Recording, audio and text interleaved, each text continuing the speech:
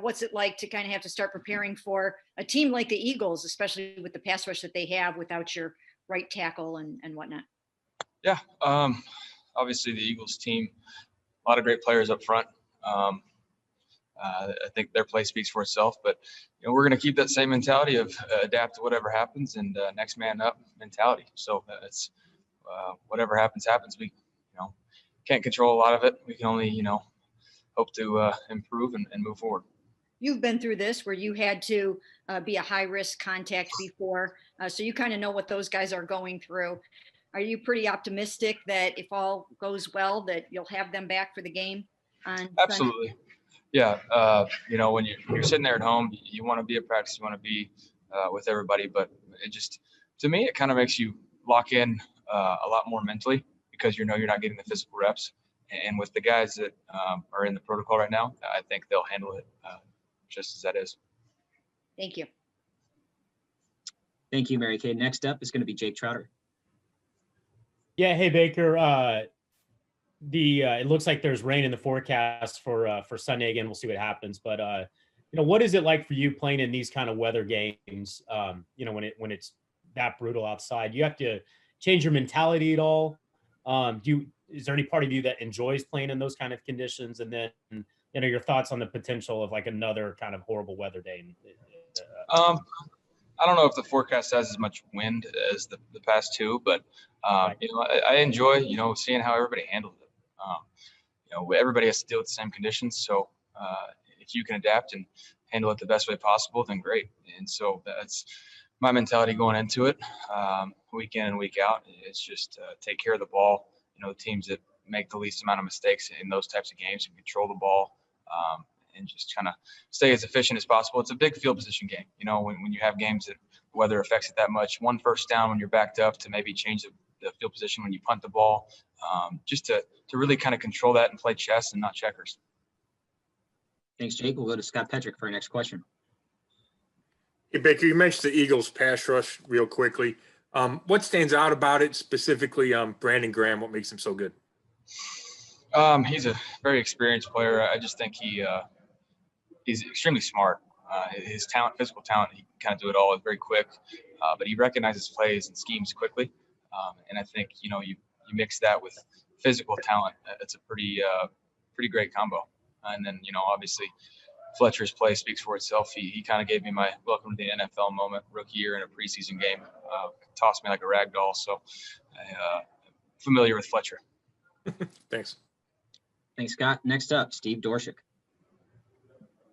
Baker, do you accept that this is a passing league? And that's something Joe Thomas, when he was here, would go around and around about every year. This is a passing league. You can't get by just running. When the weather gets back to normal on the days it does, are you guys going to have to really be sharp in the pass? And is that something you've consciously thought about? I think you have to be able to do whatever it takes to win. Some games, it just kind of depends on who you're playing. Are they going to load up the box? Are they going to try and stop the run? Or are they going to, play the split safety, allow you to run the ball and keep the ball in front of them? So it's a mentality of whatever it takes. You just have to attack, and whatever they're stopping, you have to go the opposite way. Doug Peterson said today that the running game needs to go to complement what you do best. Boots, play action, stuff like that. Do you agree with that? I think that's our offense as a whole. We run the ball to set up play action, our shots, our movements, to keep teams off track, make everything look similar. I can say I agree.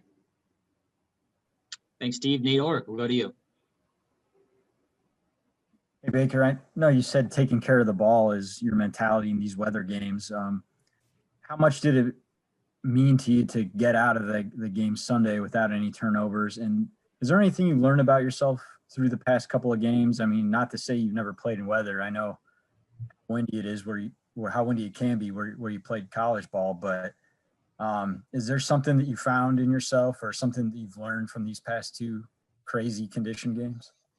Those are the two windiest games I've ever been a part of. You really have to try and get a tight spiral, because if you have any sort of wobble on it, the wind will affect it extremely. So just learning that on some of these throws, really have to put some mustard behind them. and try and judge the wind as best as possible. Like to throw before halftime to Jarvis, it just kind of carried on me. I tried to put touch on it, but it just got caught in that jet stream and went right over his head. So there's some things that you can prepare for, but trying to play the wind is another ball game. Thank you, Nate. Scott Petrick, you have our next question. Hey, Baker, you've talked a lot about the 1-2 punch at running back. But when you're out there, do you see it wearing down the defenses? Like, do you notice kind of the defense is just getting beat up by it?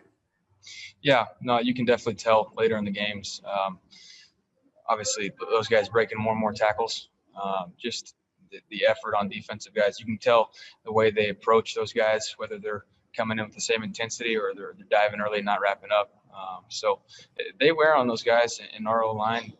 They feed off that. They see those guys breaking tackles. They continue to push the pile. So it's not only just our backs, but everybody as a whole blocking for them. Did you get a good view of Nick's long run and how he was able to turn the corner when it looked like the Texans had it read? Yeah, I was getting a little nervous when it got strung out that long. Just being on the other side of the field when he cut it loose, that was something pretty cool to watch. You know, he's moving. I didn't think he was going to step out of bounds, but he did. Thanks. Thank you, Scott. Dale Ryder, you're up. Hey, Baker, your rookie year, you got a little taste of a playoff race, if you will. You guys were mathematically live. You went to Denver, got that big win. As you look at this season, I know you play them one at a time, but you're 6-3. There's a bunch of other 6-3 teams, and just every game right now means so much going down the stretch. So can you draw off that experience your rookie year? And if so, what do you take away from that? I'd say it's just very different, to be quite frank. We're very cognizant of the big picture. Rookie year, we knew we had to win every single game just to have a chance. And right now, we're just trying to treat it the same way. So I guess that's the only similarity. But we have a big picture mindset, but a singular game focus. So that's how we're going to handle it. Thanks, Daryl. Nate Ulrich, back to you. I was going to ask you something similar, so to kind of follow up on that. Are you succeeding in blocking out the playoff picture when all these teams are 6-3? Everybody in Cleveland is so excited, obviously, because the team hasn't been in the playoffs since 2002. Are you able to shut it out at this point with everything getting so tight? Yeah, no, we know that this is a tough league to play in, so we got to handle it one game at a time. And no team's going to be in the playoffs right now, no matter the record, no matter what's going on. Anything can happen any week at a time, so we have to handle it as such. Thank you, Nate. Mary Kay Cabot. Hey, Baker, are you going to have some chicken soup sent over to Miles Garrett's house? And also, you know, when you don't have Miles, and I guess he might be able to come back on Friday if he's feeling okay. But when you're preparing for a pass rush like this, and you guys don't have Miles on a Wednesday or a Thursday, does that impact you guys trying to get ready for the Eagles?